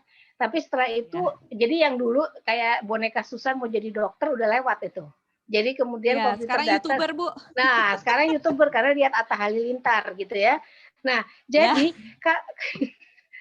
jadi orang itu kemudian sangat dipengaruhi oleh lingkungan. Nah Kalau dia tidak suka di satu tempat itu, mungkin saja selalu dilihat dulu apa penyebabnya, teman mainnya siapa gitu. Gini, kalau kita bicara teorinya Gartner, multiple intelligences, which is tiap manusia punya begitu banyak kecerdasan, maka kemungkinan yang dominan di dia bukan hanya satu, tapi ada beberapa. Namun mungkin saat ini yang kelihatan baru satu gitu. Nah, kalau kita mau menyekolahkan anak atau mau memberikan anak les, make sure bahwa kita shopping dulu. Kita ajak anaknya, kita suruh lihat, kita kasih tahu apa yang akan dia dapat di sana supaya dia menentukan. Nah, kadang-kadang kita sebagai orang tua, anak mau silat, kita masukin aja ke tempat silat yang mana yang paling dekat rumah gitu. Ternyata di situ Udah masukin gurunya aja gitu ya, Bu? Gurunya belum tentu Iya. menyenangkan untuk si anak. Lebih baik kita school shopping dulu atau shopping dari kursus-kursus supaya dia ngelihat di mana ini ada kayak begini, yang ini bedanya begini gitu. Dan dari situ dia bisa bikin decision. Explore dulu ya, Bu ya? Iya, explore dulu. Lalu kemudian, dan kalau sekarang kan nggak usah datang ke sekolahnya, kita browsing aja dulu. Tapi kalau mau lihat nanti fisiknya, baru kita mesti ke sana ya. Kalau apalagi anak-anak kecil tuh, kalau zaman anak saya kecil, saya ingat banget ya, anak saya cuma satu ya Mbak Bella, itu waktu dia mau sekolah, kalau school shopping, saya udah milih beberapa sekolah yang saya mau masukin sesuai dengan visi misi saya dan sebagainya. Yang pertama yang dia datang, dia lihat adalah kamar mandi. Kalau kamar mandinya menurut dia agak jorok dan sebagainya, nggak jadi dia. Gitu. Kenapa saya bilang gitu? Ya karena dia orangnya gelian, nggak mau gitu kalau ada. Nah, jadi sama saya juga, Bu. Nah, jadi tiap anak tuh beda gitu. Sehingga ada hal yang kadang-kadang kita mesti juga memberikan kesempatan pada anak untuk memilih karena dia yang akan menentukan. Nah, kalau dia tidak suka lagi di kursus itu, kita harus tanya, apa yang menyebabkan dia tidak suka? Gurunya kah? Teman-temannya kah? Atau apa? Ada seorang anak nih, ya saya cerita. Itu hobinya kelihatan banget dari kecil main bola. Masuk ke tempat kursus untuk main bola itu klub gitu. Klubnya itu pertama oke, tapi setelah itu karena teman-temannya yang umurnya lebih besar sudah dipakai untuk tingkat pertandingan yang lebih tinggi dan dia yang masih kecil ditunggu, dia jadi nggak suka. Kenapa? Teman-teman lamanya nggak ada gitu. Jadi bukan dengan si bolanya yang dia nggak suka, tetapi situasi lingkungannya yang dia bikin dia nggak nyaman. Memang harus dipertanyakan dulu, gitu Mbak Bella. Oke, betul. Jadi pendapat anak itu juga penting untuk didengar oleh orang tua ya, Bu ya? Benar, dari mulai balita. Dari mulai balita, oke. Wah itu bagus sekali Bu ilmunya. Oke, nah pertanyaan selanjutnya ada dari Heri, Bunda. Nah, Heri bertanya, katanya bagaimana jika PJJ ini membuat si anak kecanduan HP atau laptop dan bagaimana mengurangi kecanduan tersebut? Silakan Bunda Romi. Oke, benar banget. Ini benar sebenar-benarnya bahwa yang dulu dilarang karena takut kecanduan, alhamdulillah sekarang di-provide sama orang tuanya dengan device yang tercanggih malah. Artinya anak itu nambah kemungkinan untuk browsing kemana-mana. Tetapi sebetulnya gini Mbak Bella, kalau anak itu punya regulasi diri sama punya life skill, dia punya target, dia akan berhenti pada saat targetnya tercapai, misalnya dia sudah melakukan apa gitu. Dan memang tugas kita memantau. Saya situs-situs tertentu bagi orang tua itu memang harus di-lock. Karena kalau enggak nanti anak lari-lari ke sana yang belum tentu kita tahu itu isinya apa. Dan berikutnya kalau menurut saya supaya anak tidak berapa jam itu di depan layar, kita harus kasih alternatif di luar itu. Misalnya gini, Nak, kalau kamu udah selesai itu kita main ini yang bikin yang asik. Yang asiknya melebihi dari si gadget itu. Misalnya dia suka main bola. Kalau di situ main bolanya kan nggak, misalnya pakai game kan nggak main kan. Yang main kan cuma jari kan. Tapi kalau kita main bola yuk deh yuk. Tuh taman kebetulan kosong tuh. Kita main bola, kita bawa bola yuk. Itu pasti keren banget. Insya Allah dia ngikut anaknya. Tetapi kalau kita juga nggak ada ide, kita nggak ngasih apa-apa, setelah gadgetnya selesai, dia suruh bengong, luntang-luntung, ya memang akhirnya dia lebih baik prefer kembali ke gadgetnya. Jadi pembandingnya harus setara. atau kalau bisa lebih daripada si gadget itu. Sehingga ini yang akan membantu dia untuk kemudian Iya, iya, lari iya. dari gadgetnya. Gitu. Jadi masih ada interaksi sama dunia nyata gitu ya Bu ya, Iya. masih ada sosialisasinya gitu. Oke, baik Bunda Romi. Nah, ini selanjutnya ada pertanyaan dari Sinta, Bu. Katanya bagaimana caranya menciptakan atmosfer rumah agar terasa seperti anak-anak belajar di sekolah? Karena anak saya khususnya yang TK merasa dia itu tidak sekolah karena belajar daring. Dan setiap saya coba mengajarkan baca tulis dengan segala cara dan sampai menyebut diri saya Miss, seperti di sekolah pun anak saya tetap agak sulit. Saya ajak duduk bersama untuk belajar baca tulis. Nah, bagaimana Bu jadinya cara menciptakan atmosfer rumah supaya anak-anak kayak rasanya belajar seperti di sekolah? Waduh, kayak agak susah ya Bu. Gimana tuh Bunda Romi? Kalau dari tips dari Bunda Romi gimana? Jadi gini, pertama ya Ibu, TK itu nggak wajib untuk belajar baca tulis. Tetapi kalau mau mengenalkan, monggo. Karena gini, untuk bisa Iya. baca dan tulis, misalnya menulis ya Bu, itu anak harus ada kematangan dulu tentang motorik halusnya. Jadi anak itu motorik halus matang, kemudian kemampuan untuk membedakan atas, bawah, kiri, kanan, depan, belakang udah khatam, lalu kemudian kita mengajarkan bentuk huruf. Nah, jadi sebetulnya membaca menulis berhitung itu nggak wajib di TK, tetapi kalau mau diperkenalkan monggo. Nah, kalau tentang situasi di rumah, ciptakan rumah pertama. Kalau mau belajar Bu, pada waktu dia sekolah, belajar itu berangkat ke sekolah, jangan dirubah jam bangun paginya. Tetap mandi, tetap sarapan, lalu kita belajar yuk Dek, buatkan sisi di mana dia bisa merasa seperti sekolah. Bahkan kadang-kadang kita bisa merubah tempat sisi itu ke tempat lain supaya kemudian ganti suasana. Tapi kemudian juga situasinya dibikin jangan sampai ada hal-hal lain yang menarik perhatian dia sehingga dia akhirnya megang mainan atau apa gitu. Jadi kita bikin situasinya seperti kalau kita lihat di sekolah. Kalau bu gurunya sedang melakukan apa-apa, ibu yang di sampingnya boleh memberikan semangat tapi nggak usah ikut bantuin. Hingga dia kemudian lihat, oh iya, jadi gurunya tetap satu gitu. Kalau nggak ada pakai Zoom atau apapun, atau perangkat apapun, platform apapun, maka ibu yang kemudian jadi guru, ibu yang menjadi guru itu bikinnya lebih santai. Misalnya, belajar itu kan nggak harus duduk cantik, tangan ke atas, tangan ke samping, duduk yang manis ya. Bisa saja belajarnya sambil ibaratnya kayak kita piknik lesehan gitu. Kita kasih itu tempat untuk dia menulis kecil gitu, kita belajar ya. Itu juga suasananya akan membuat dia lebih tertarik mungkin karena situasinya beda. Gitu Bella. Oke, jadi sebenarnya tidak harus seperti suasana sekolah juga, yang penting disesuaikan saja gitu ya Bu ya? Iya. Oke, baik. Nah, ini selanjutnya ada pertanyaan dari Hani.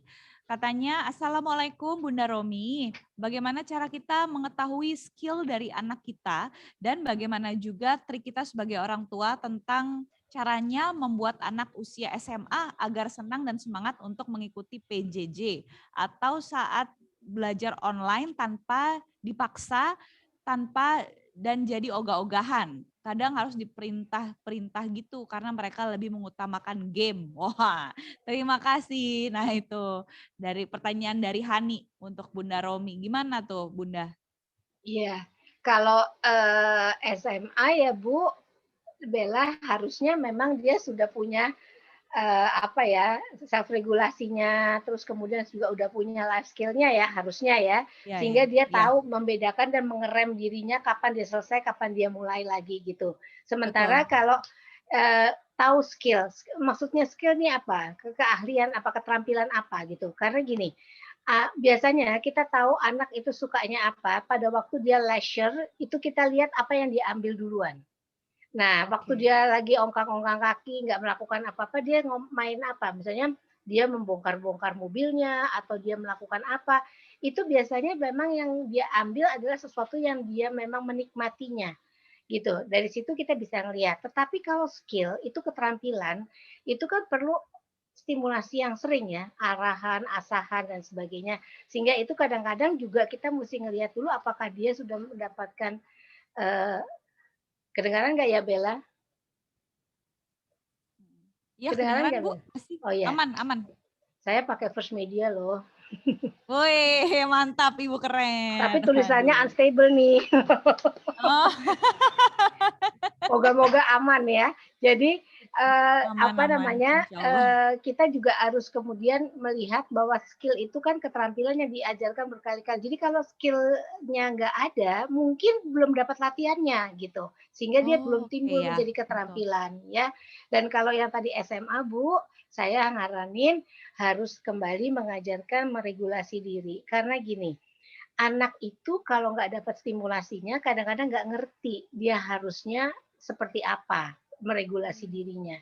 Tapi kalau kita ajarkan, lalu dia juga melihat kita punya planning selalu, kita menyelesaikan sesuatu sampai tuntas, lalu baru kita lakukan sesuatu yang lain, dia akan melihat itu.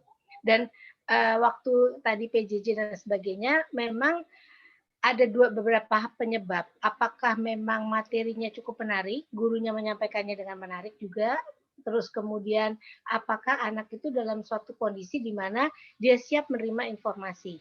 Makanya bahayanya dengan device ini adalah saya ngomong begini bisa kemudian orang ngelihat saya seperti seolah-olah mendengarkan, padahal mungkin di screen saya bisa hal yang berbeda. Bisa saja kejadian seperti itu, Ya, gitu betul. ya. Itu Bel. Oke, siap Bunda Romi, terima kasih atas jawabannya.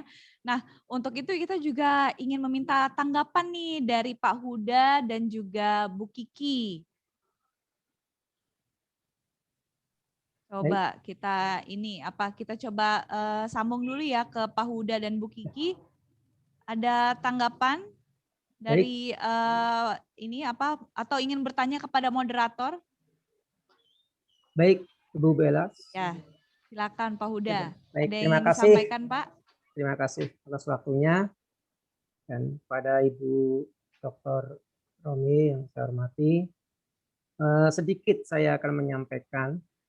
Jadi luar biasa sekali apa yang disampaikan oleh Bunda Romi mengenai webinar kali ini.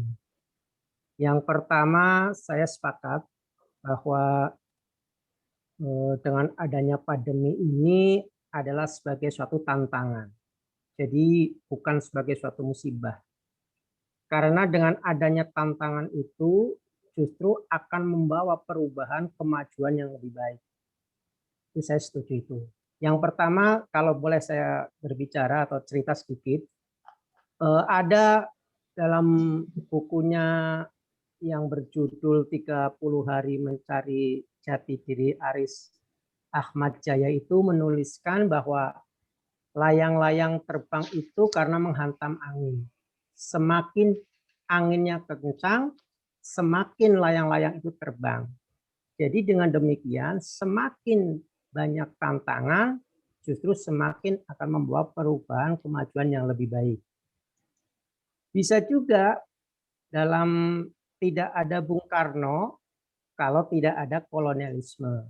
Tidak ada Soeharto kalau tidak ada komunisme. Bahkan Nabi Muhammad SAW pun perlu Abu Jahal untuk tantangan agar lebih baik lagi.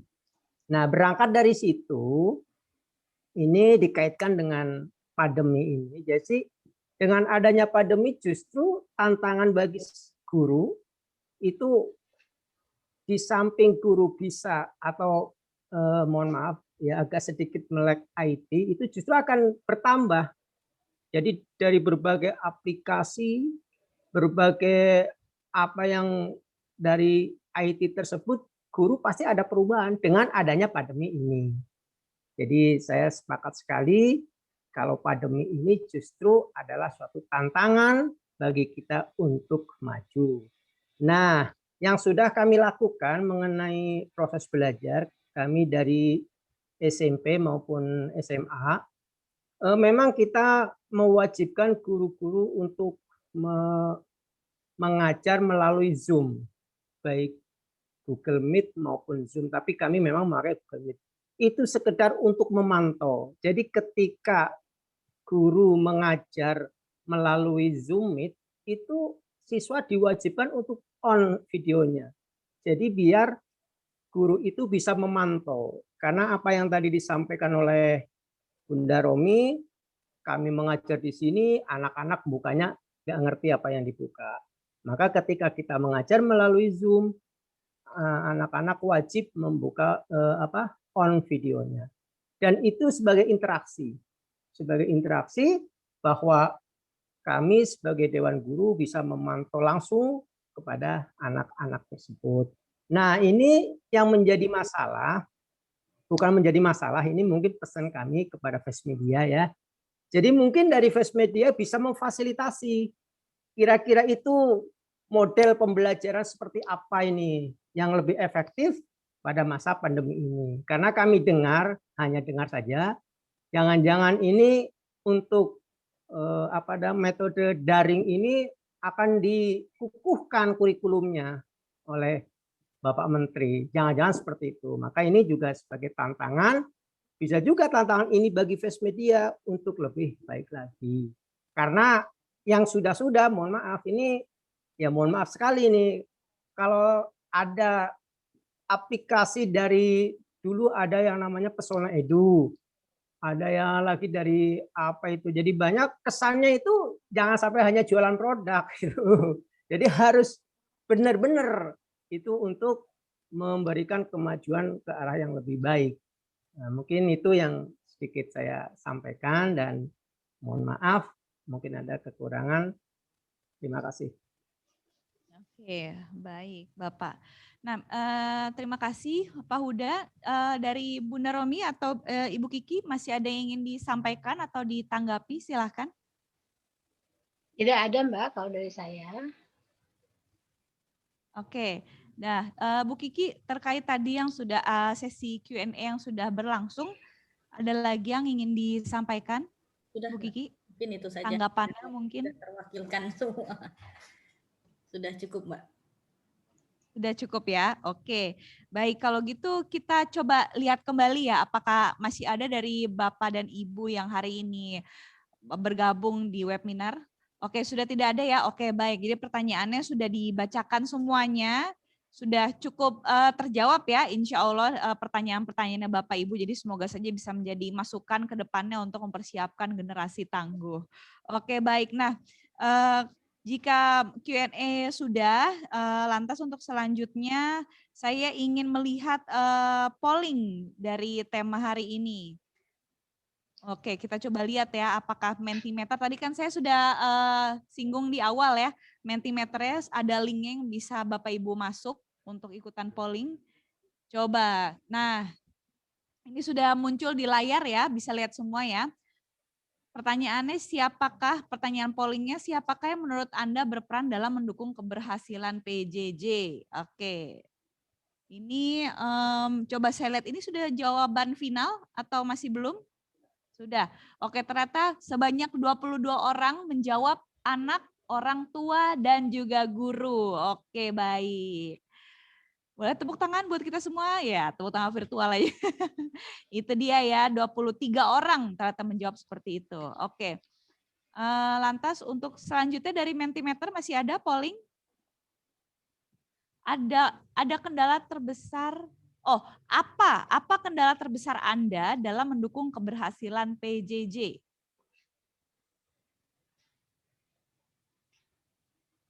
Coba kita lihat ya, itu tadi pertanyaannya, apa kendala terbesar Anda dalam mendukung keberhasilan PJJ? Nggak apa-apa, ini agak lama sedikit, mungkin lagi kita beri dia waktu untuk loading sebentar ya Bapak Ibu. Tapi bisa lihat semua ya di sini ya. Oke, yang jelas ini tadi Bapak Ibu semua bisa ikut polling yang kami buat di Mentimeter. Kemudian ini hasilnya kita lihat sama-sama. Oke.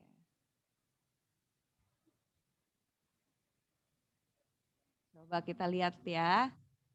Apa kendala terbesar Anda dalam mendukung keberhasilan PJJ? Oke.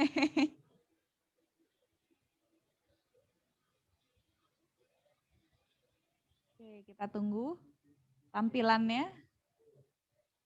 Oke, apa kendala terbesar Anda dalam mendukung keberhasilan PJJ? Oke. Kendalanya ada yang bilang apa ketidakpahaman sistem, mood anak. Ada yang bilang anak saat belajar misalnya melalui platform Zoom. Oh, mungkin fokus anak ya, fokus anak itu menjadi kendala terbesar. Oke. Kendalanya ada yang bilang jaringan, ada yang bilang internet berarti jaringan juga. Ada yang jawab fokus anak lagi. Banyak yang jawab ini ya, fokus anak, fokus internet, suasana lingkungan, rumah. Kemudian mereka juga sering bermasalah dengan jenuh, sering jenuh. Kemudian ketidakpahaman siswa juga banyak yang menjawab. Lalu ada juga yang bilang kendala pada device dan koneksi internet, yaitu juga masalah yang saya alami ya.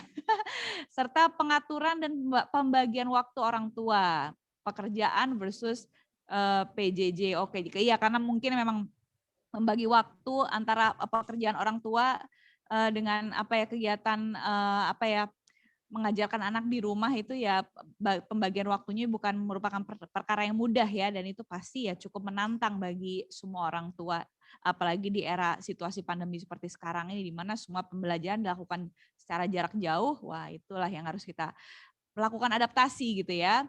Nah, ini juga ada yang jawab jaringan internet, mood anak, terus apa mood anak dan kurang kerjasama dari pihak sekolah. Oh, ada yang jawab begitu juga. Berarti yang harus ditingkatkan adalah kerjasama atau pola komunikasi yang baik antara orang tua murid dengan pihak sekolah begitu ya. Kemudian konsentrasi anak mudah terpecah. Iya, biasanya kalau di rumah begitu emang. Banyak distraksi begitu ya. Kuota yang terbatas. Oke, baik. Lalu ada yang bilang mendampingi anak belajar PJJ akan tetapi orang tua bekerja, iya, dan anak tidak maksimal mendapatkan pelajaran. Iya, betul ya, pendampingan orang tuanya kesibukannya terbagi gitu ya. Anak yang kemudian koneksi internet dan input siswa. Oke, ini banyak juga yang mengeluh masalah jaringan ya. Kalau itu memang udah lebih ke teknis gitu ya, ya mungkin yang harus dicari solusinya adalah kuotanya ditambah Bapak Ibu supaya lancar gitu kan kegiatannya di rumah gitu kalau misalnya lagi ngajarin anak gitu. Oke baik ya, masih ada lagi dari Mentimeter, itu dia hasil yang bisa kita share ya untuk jadi pembelajaran dan masukan bagi kita semua. Oke. Masih ada lagi? Sudah tidak ada? Oke, sudah habis ya semuanya. Oke. Nah, mungkin sebagai akhir nih Bu, sebelum kita tutup talk show kita hari ini, adakah closing statement yang ingin disampaikan dari Bunda Romi? Iya, Mbak. Jadi tadi kan sudah ada banyak ya apa yang bisa menghambat di PJJ. Saya setuju internet dan sebagainya. Ya. Cuman manusianya yang mengalami ini sebaiknya juga apa ya namanya harus ada rasa bersyukurnya juga gitu bahwa gini. Oh, Karena gini, orang jadi gampang stres sekarang. Coba deh Mbak Bella lihat deh. Stres cepet iya banget. betul. Padahal nggak kemana-mana, tatap-tatapan sama screen aja stres gitu. Kenapa Yes, stresnya betul. itu? Dan stres itu kalau berkepanjangan jadi depresi. Ya, betul. Kenapa yang tadi saya bilang banyak orang attempt suicide? Itu karena stresnya nggak bisa kendalikan sendiri. Pada Betul. waktu segala sesuatu menjadi stresor, jadi hal yang bisa bikin stres, itu membuat manusia jadi hidupnya nggak nikmat. Jadi pada waktu mau hidup nikmat, pertama bersyukur dulu. Berpikir positif. Tadi kata Mbak Bella, jangan berpikirnya negatif, tapi positive thinking. And jangan overthinking. Gitu. Itu penting banget, Bu. Iya. Sekarang ini manusia semua overthinking. Apa-apa dia ya, Bu. gitu. Jadi orang belum kejadian udah ditakutin. Ya udah 3M aja dulu gitu ya. Terus kemudian kalau misalnya internet mati. Udah 5, Bu. Ya 5 ya, menjauhi kerumunannya itu, terus kemudian tidak boleh mobilitas dan sebagainya. Tetapi yang jelas juga bahwa kalau saya melihatnya apa ya, kalau kita kemudian misalnya dengan masalah internet, anak-anak juga nggak fokus. Pertama, pembelajaran tidak bisa yang tadi saya bilang. Tadinya yang tadi tatap muka biasa, kemudian itu model kayak begitu dipakai dalam bentuk virtual. Tidak bisa. Itu harus dibongkar dulu. Dibuat untuk spesial untuk virtual atau PJJ. Jadi nanti mungkin ada yang tadi saya bilang ada tugas-tugas yang sifatnya unsynchronized, yaitu misalnya bikin project atau apa gitu. Ya, Yang kemudian ya. bisa kemudian dia juga tetap berkolaborasi dengan teman-temannya. Yang kedua adalah kalau menurut saya ya internet itu nggak bisa diapa-apakan. Tetapi kalau kita kemudian menyikapinya, oh ya ini lagi nggak bagus kayak tadi saya. Apalagi kalau kita webinar, ada setiap kali unstable tulisan gitu kan senep juga ya Mbak ya. Tapi ya alhamdulillah kita tunggu aja kalau misalnya lagi unstable gitu. Ada spare di mana kita bisa memaafkan situasi yang tidak bisa kita inginkan gitu ya, tadi tidak Betul. diinginkan. Sehingga itu mereserve diri kita sendiri untuk kemudian lebih sehat. Gitu. Sama kayak kita kalau lagi misalnya gini, saya bersyukur sekarang ini ibaratnya bisa bekerja dari rumah misalnya.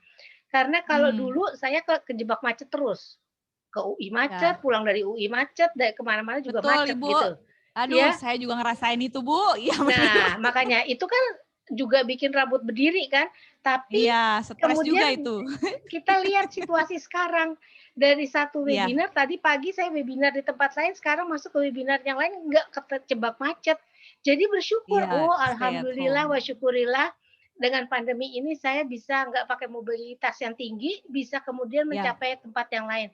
Jadi kalau kita dipenuhi dengan sikap berpikir positif, tidak overthinking, dalam tanda kutip kita bisa jadi sehat. Tapi kalau Ya, kita ya. overwhelmed, apa tuh overwhelmed? Ketutup apa ya? Apa namanya, semua pikiran kita sesuatu yang Overthinking, negatif, ya. yang gitu-gitu, itu kemudian membuat diri kita sendiri jadi terpuruk gitu. Padahal harusnya kalau melewati masa ini, kalau kita mau survive, kita harus berpikir sesuatu yang sangat objektif dan kemudian melihat tidak terlalu overthinking tadi. Gitu Mbak Bella. Ya, betul. Iya, betul-betul. Saya setuju sekali. Itu dia closing statement dari Bunda Romi bahwasannya memang ya di situasi seperti sekarang ini pandemi di mana semuanya serba menjaga jarak dan mengandalkan teknologi digital gitu ya. Yang namanya mencetak generasi tangguh pasti merupakan sebuah tantangan tersendiri. Tapi dengan adanya kerjasama dan usaha yang pantang menyerah bukan berarti hal tersebut mustahil untuk dilakukan ya Bu ya. Asal yang tadi Ibu bilang itu yang namanya kendala memang pasti ada, tapi kita harus ingat untuk selalu bersyukur dan apa ya sebisa mungkin jangan overthinking meskipun kadang ya kita stres juga, tapi ya udahlah di embrace aja begitu ya Bu ya. Dan pastinya ya tetap berjuang dengan menjaga protokol kesehatan. Mungkin begitu ya Bu ya yang bisa saya simpulkan. Dan tadi banyak juga apa ilmu-ilmu menarik yang bisa kita ambil dari materi-materi Bunda Romi. Sekali lagi terima kasih banyak Bunda Romi. Sama-sama. Sukses dan sehat selalu Bunda. Terima kasih Bella, makasih. Sama-sama Ibu. Nah untuk selanjutnya saya akan mengembalikan kembali kepada rekan saya nih, Ibu Nina Fitriah.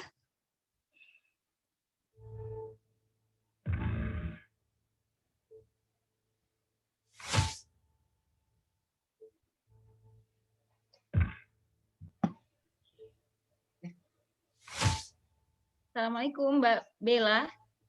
Apakah suara saya cukup terdengar dengan jelas? Jelas Ibu, sudah. Baik, jelas alhamdulillah. Terima kasih. Saya ucapkan terima kasih banyak kepada Bunda Romi yang sudah luar biasa hari ini memberikan sekali banyak ilmu kepada kita, dan saya ucapkan terima kasih juga kepada Bapak Kepala Sekolah, Ibu Kepala Sekolah SD, Bapak Kepala Sekolah SMP SMA, dan tentunya kepada Mbak Bella yang sudah memandu acara talkshow pada kesempatan hari ini. Sebetulnya sangat banyak sekali pertanyaan yang ingin saya sampaikan ya, tapi alhamdulillah sudah cukup terwakili dari pertanyaan yang disampaikan oleh teman-teman. Kemudian barangkali satu tambahan kesimpulan yang ingin saya sampaikan sebagai akhir dari acara hari ini, bahwa bagaimana kita bersinergi bersama tentunya dalam proses pembelajaran jarak jauh ini, seperti yang sudah Bunda Romi sampaikan, bahwa situasi pandemi ini memang membuat semua tatanan kehidupan itu menjadi berubah. Tapi di satu sisi ini adalah sebuah tantangan kita untuk tetap maju, untuk tetap belajar dengan selalu positive thinking, embrace every moment gitu kan. Terima setiap keadaan, dan tentunya ini adalah memang sudah takdir Allah yang harus kita jalani. Yang penting kita tetap semangat, tetap selalu bersabar dan tentunya bersyukur dan keep smile gitu kan, selalu tersenyum gitu. Ya, luar biasa betul, ya. Bu. Penting sekali itu, Bu. Baik, betul sekali Mbak Bella. Baik, sekali lagi saya ucapkan terima kasih banyak yang tiada tara kepada Bapak Ketua Yayasan yang sudah mensupport acara ini, dan tentunya lagi adalah terima kasih kepada Plus Media yang sudah memfasilitasi acara ini berjalan dengan lancar, dan harapan kami seperti yang sudah disampaikan oleh Bapak Huda tadi, bagaimana peran serta atau kontribusi spesial dari Plus Media untuk bisa selalu hadir mensupport kegiatan pembelajaran jarak jauh ini. Ya. Kami sangat menunggu sekali kontribusinya. Dan tentunya terima kasih kepada seluruh orang tua, wali murid, siswa dan siswi SD, SMP, SMA, Lab School Kaizen, para undangan dan partisipan yang sudah hadir ya, mengisi, meluangkan waktu sehingga sama-sama kita belajar di pagi hari ini. Ya. Terima kasih juga kepada semuanya ya. Insya Allah kita akan bertemu kembali di momen yang mudah-mudahan bisa offline supaya lebih semarak lagi dan energinya full 100%, dan tentunya dalam kemasan acara yang lebih spektakuler lagi Mbak Bella. Ya, amin. Amin. Ya, pastinya kita semua dalam keadaan sehat walafiat ya, Bu ya. Ya, baik. Mungkin Amin. dari kami cukup sekian Mbak Bella. Sekali lagi saya atas nama perwakilan dari sekolah mengucapkan terima kasih, dan satu kata yang ingin saya sampaikan bahwa kita bersinergi bersama antara sekolah, orang tua dan juga guru dalam rangka mencetak atau menyiapkan generasi tangguh yang kuat iman, kuat sosial, kuat ekonomi, dan tentunya selalu berakhlakul karimah. Kuat iman, kuat imtak, dan kuat iptek. Mungkin itu sebagai kesimpulan dari saya. Oke, baik. Ya, jadi begitu Bapak dan Ibu. Jadi dari Ibu Nina Fitria dan juga dari saya Bella Fauzi serta seluruh tim yang terlibat dalam persiapan acara ini memohon maaf jika ada hal-hal yang kurang berkenan, dan kami juga pamit undur diri sampai bertemu kembali di acara persembahan First Media berikutnya. Selamat siang, sampai jumpa. Wassalamualaikum warahmatullahi wabarakatuh. Ya, terima kasih. Assalamualaikum warahmatullahi wabarakatuh.